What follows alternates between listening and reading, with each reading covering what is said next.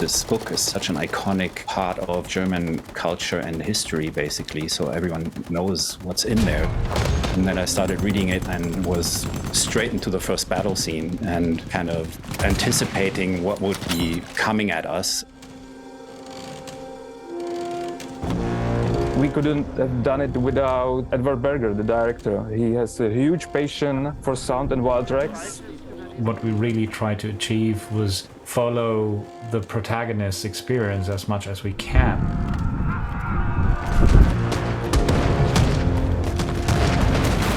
As someone who's in those situations, you can't take everything in all the time, so we have to make those choices for the audience. I did a lot of research on the sound of World War I, and there are really obviously, no recordings, no real ones. And I found letters that soldiers would write back to their loved ones at home, and they described the terror of the sound and how that affected them, and they gave even certain grenades nicknames and stuff like that.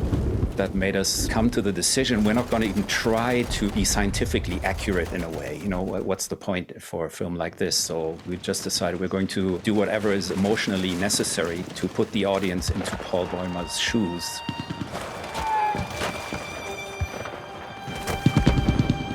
It was the muddiest place in the world. Okay, let's get the camera on one guy. We had like the screening before we started. That was the first impression I got watching the film. Like I really started to feel cold, just seeing these conditions, and we definitely wanted to preserve that. Ich habe hier 40 Mann, die mir im Matsch krepieren. Steigen Sie sofort auf! The actions were very wild. Actors were running, crawling, pointing guns, shouting, or whispering, all in one take.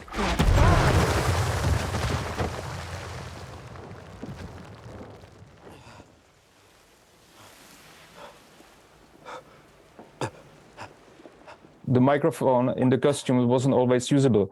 That's why we made special adjustments to the helmets for the radio mics. Even if some actor fell on his microphone, we stripped that out onto an extra track to use it as, part of the body flow. All that original kind of noise and the unwanted stuff that you usually throw out, that was actually the stuff that we tried to use to our advantage. We destroyed only one microphone.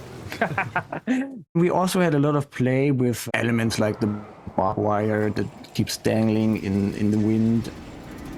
As a sonic analogy for the soldiers shivering.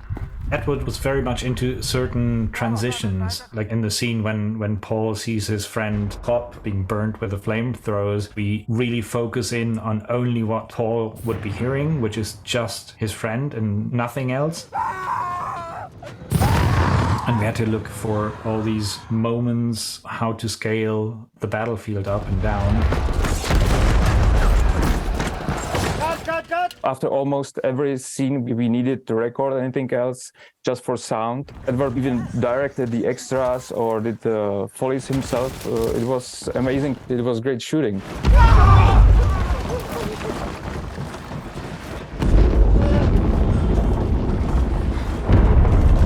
If I would have to name one single outstanding thing about the work on this film, it was really the collaboration between Edward and Victor on set and Edward and us in post.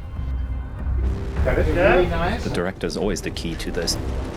He encouraged us to go to the limits.